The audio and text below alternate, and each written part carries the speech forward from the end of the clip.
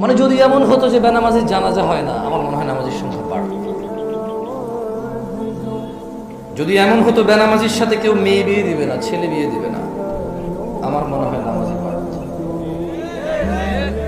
যদি এমন হতো বেনামাজির সাক্ষী গ্রহণ করা হবে না, কি গ্রহণ করা হবে না, যদি এমন হতো যে বেনামাজি ছেলে তার নামাজি বাবার সম্পদের অধিকার পাবে না, তাইলে মনে হয় নামাজি বাড়তো। এগুলো আমি বলি, মুহাম্মদ সাল্লাল্লাহু আলাইহি ওয়াসাল্লাম বলছে বেনামাজি বেওয়ারিশ থাকে, কারো ওয়ারাসাত পায় না। বেনামাজি কি পায় না? নামাজের ওয়ারাসাত পায় না, পৈতৃক সম্পত্তি পায় না। যে ছেলে নামাজ পড়ে না তার বাপের সে পৈতৃক সম্পত্তি পায় না। ইসলামী সে মারা গেলে তার জানাজার নামাজ হয় না। বেনামাজি জামাই নামাজি বউ বিয়ে টিকে না হিসেবে।